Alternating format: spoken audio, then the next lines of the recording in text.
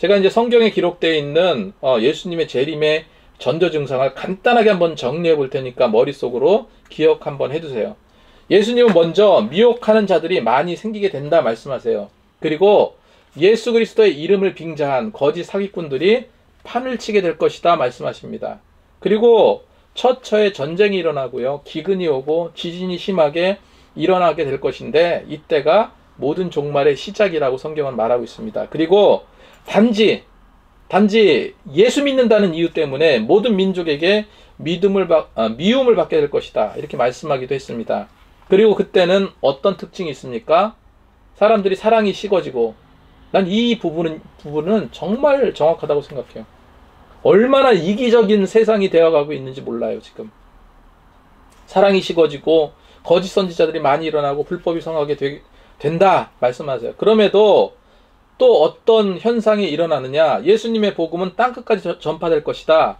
땅끝까지 전파될 때 비로소 끝이 오리라 말씀하십니다. 그러면서 주님은요, 그 재림의 상황, 그때 상황을 어떻게 표현하고 계시냐? 창세 이후로 이런 환난은 없었고 후에도 없으리라.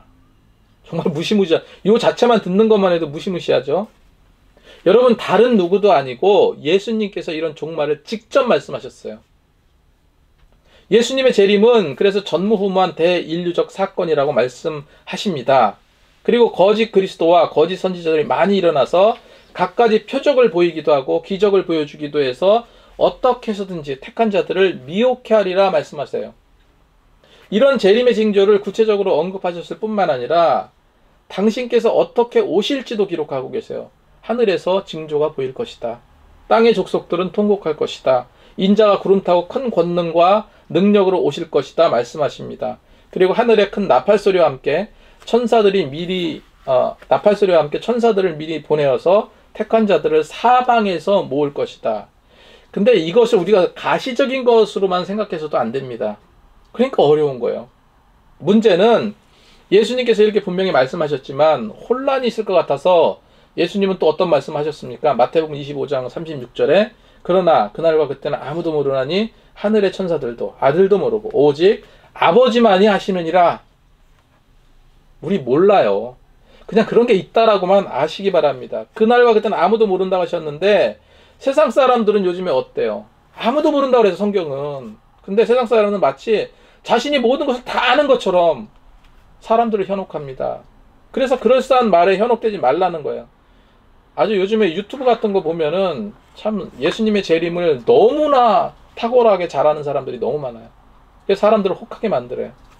그래서 믿는 사람들조차도 오랫동안 신앙한 사람들도 그 영상 몇 편 보면 정말 바보로 만들어요. 바보로.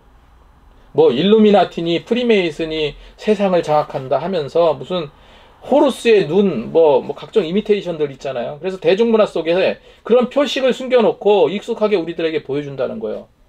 조금만 비슷한 이미지만 보여도 그걸 가지고 뭐 이상하게 해석하고 뭐 호들갑을 떱니다. 이건 성경에도 없고요. 상식적으로 일루미나티니 프리메이슨이 아니더라도요, 세상을 장악하려는 세력은 너무나 많아요. 사실은 이게 색다를 게 없는 겁니다. 나중에 이 부분에 대해서 제가 나중에 좀 정리해서 이 부분만 좀 정리해서 말씀을 드리려고 그래요. 무슨 판타지 소설도 아니고 안타까운 부분들이 너무 많습니다. 이런 자들과 성경을 자유로 해석하는 세대주의적 해석에 몰입하다 보니까 뭐가 생깁니까? 시한부 종말론자들이 들끓는 거예요.